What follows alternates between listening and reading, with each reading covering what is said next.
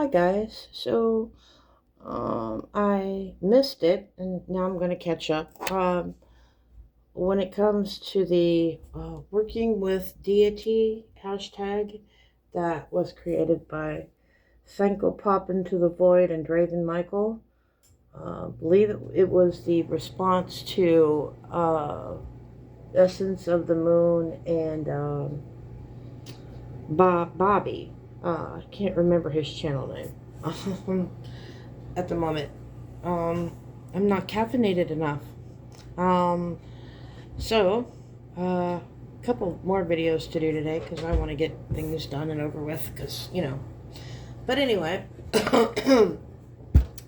I wanted to do this hashtag and show you guys a couple tarot spreads. And I'm thinking I might do one of them. So, it's getting to know your deity. So question number one. When did your relationship with this deity begin? Well, I work with three. Um, Not so much Denu right now, but more so with Hecate and Santa Muerte, although because of my living situation, I just got things corrected at Christmas, and trying to, get on schedule and get stuff sorted. So I finally have stuff, because my stuff's in storage, and it's probably going to be in storage till we move out of here. Ugh. But I'm more so currently working with Hecate and Santa Muerte. Santa Muerte started about 2019 with interest in her and looking into a lot of things with her. And then I was gifted her oracle deck and her tarot deck for my birthday, which oddly enough seems to make people angry because I guess I was, even though, well, whatever. Anyway, so I started utilizing those, and then by late 2020, Hecate was probably about 2023. And not too much long after that was Denu. So there's that. Is this something in this relationship that has surprised you? Well, I haven't been working with deity that long. I wasn't about to work with that, because your practice evolves. So I didn't see myself as working with deity at any time within my practice. I more so did like animals, elements, nature, that type of thing. So all of it has surprised me, to be honest. How did you know you were meant to work with them? I didn't know. Um, I went, I got the stuff, I have, was watching other creators. That's how I do things. I look at other creators, and what their relationship with deity is like. And that's how, one of the ways that I've learned, in listening to things from their perspective on their relationship with deity, because the relationship with deity is a very personal thing to me. It's just between you and the deity, and not everyone is going to have the same type of relationship with deity. Some people are devotees, some people are not devotees. That's their choice. Me personally, I'm not, because I work with more than one deity, and I don't think you can be a devotee to more than one deity at a time. So uh, there's that there's that aspect of it. Um, you have to, with the deities that I work with, Santa Muerte has different expectations of me than Hecate does. And when you're working with Santa Muerte, there's different expectations. The color magic is a bit different than what other practitioners that don't work with her use. Although I've seen a lot of discussion about dark goddesses such as Santa Muerte, Lilith, Hecate, the Morrigan, and with the way that women are being treated currently and being denied their autonomy, and all of the things that women and children are having to deal with, I can see why these deities are becoming popular in conversation, um, especially, the darker goddesses, because they don't take any shit and they don't tolerate. Um, I don't work with Lilith, although I'm interested in Lilith, but I think the thing that's making me kind of look at Lilith in a whole new light is the fact that on the day that Roe v. Wade was overturned, um, crows were flying counterclockwise over the Supreme Court. I'm sorry, not Lilith. Oh my God. I meant Hecate. But Lilith doesn't like women being treated the way that they're being treated. I'm sorry. Again, I don't have enough caffeine. But with Hecate, the day that Roe v. Wade was overturned, the crows were flying counterclockwise over the Supreme Court.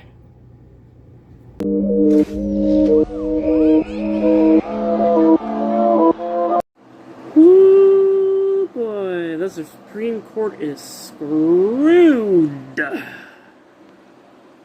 Alright, for those of you that are not pagans, i.e. witches, druids, wiccas, which all sorts of paganry.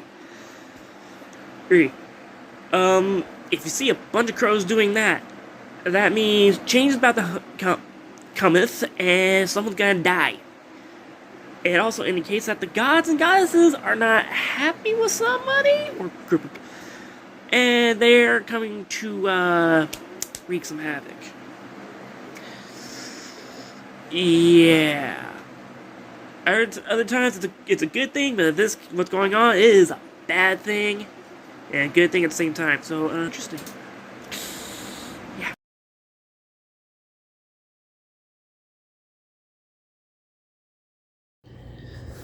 Okay, number 4. What lesson has this deity taught you? What lessons have my deities taught me? Not to doubt myself, not to doubt my practice, not to let anybody make me feel like I need to doubt myself or my practice.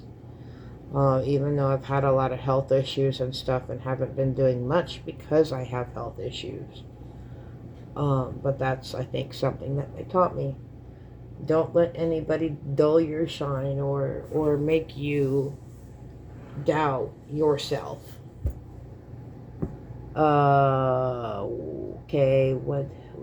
Number 5. What aspect of yourself mirrors the deity? I don't think there's an aspect of myself that I don't take any shit and I call out bullshit. And I guess maybe more so with Santa Muerte because of injustice, which is something that kind of appeals to me when it concerns Ganesh also. There's no tolerance for injustice. And interestingly enough, the Bible doesn't speak well on injustice either. Something that Jesus doesn't like. But yeah, look at what we're dealing with. So there's that process to it. They don't like injustice, especially to women and kids. Question number 6. What archetypal masks has this deity worn for you, and do they change? With Santa Muerte, there was no archetypal mask.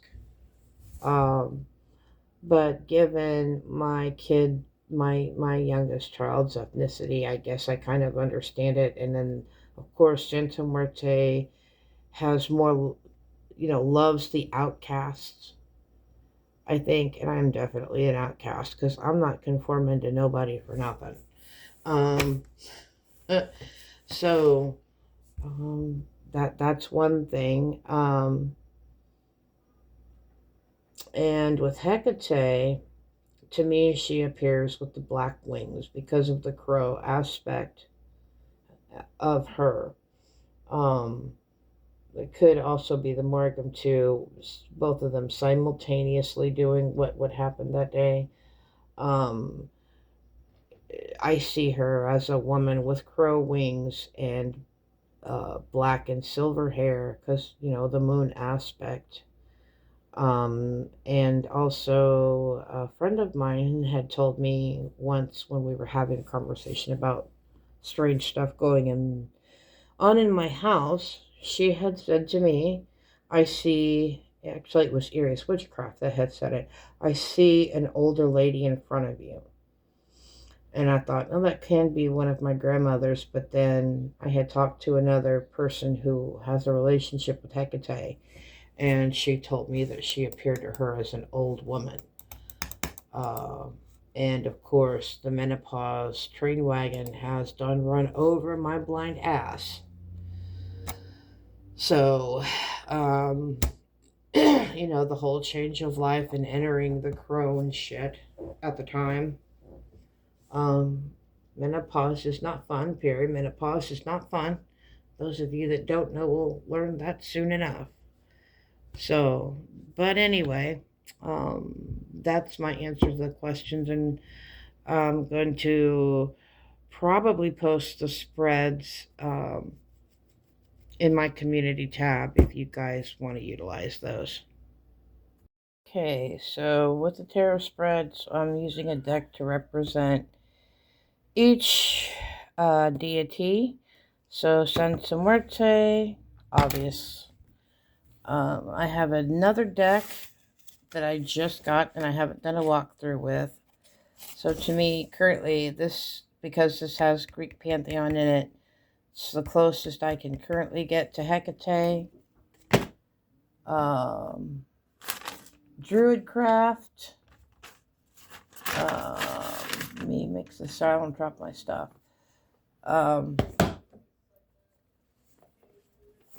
Druidcraft. And then because I've been having such a thing with seeing crows and everything lately, this could be because Hecate does do stuff with crows, or this could be the Morrigan. I don't know, but I've just been really having a thing with crows. So, it's the one I grabbed. So let's get started. Don't calm down and just be patient. Gather my resources. Remember that a watched phone never rings. Again, got my back, and just kind of meditate on things. I have a choice to make, obviously. And I need to get myself out of a really sticky situation, because the crows kind of prying the swords apart to get away and fly off, wounded because the weather, obviously he's wounded because of the way he's standing and he can't just fly off and get away. So yeah, I have a choice to make. I need to get out of a sticky situation, and get the hell out of Dodge.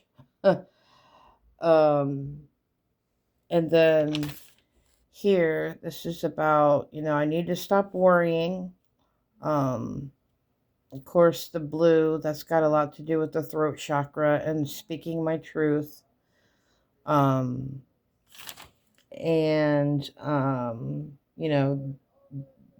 get outside. Like, stop overthinking the situation and stop worrying about it, because there's nothing more that I can do about the situation. So that was question number 1.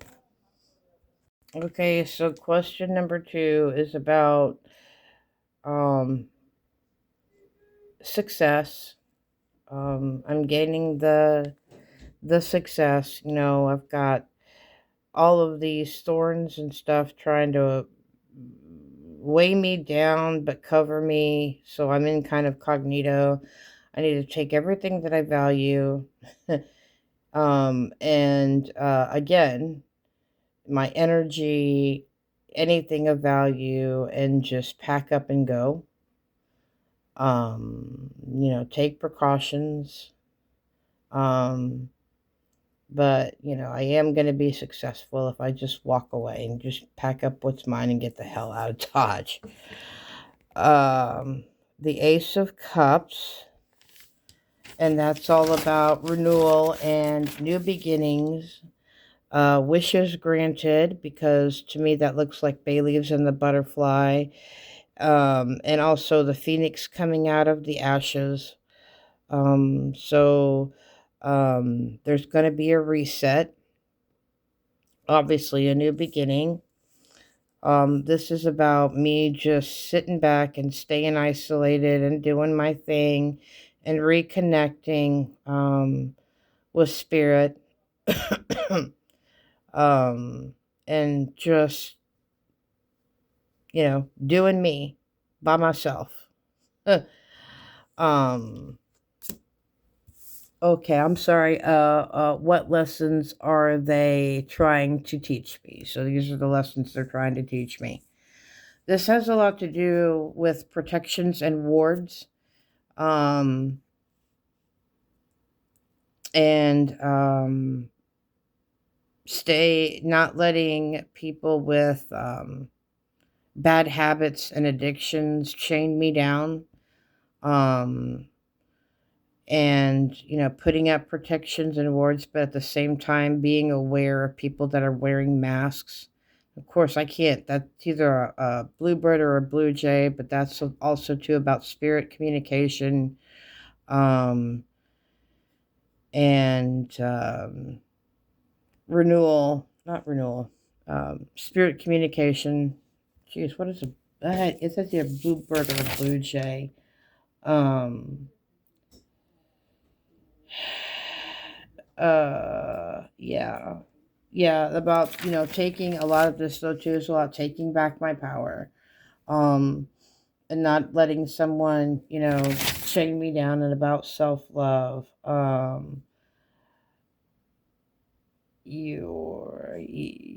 Wait. Yeah, okay. Yeah, about taking back my power. That was the other thing, because I had everything written down, but um, yeah, it's about spiritual renewal, spirit communication. Also with the bluebird and the blue jay, and this one has a lot to do with nostalgia and looking back on my childhood memories. Because not letting cycles repeat. Um, and learning from lessons in my childhood so that things don't repeat, cycles don't repeat.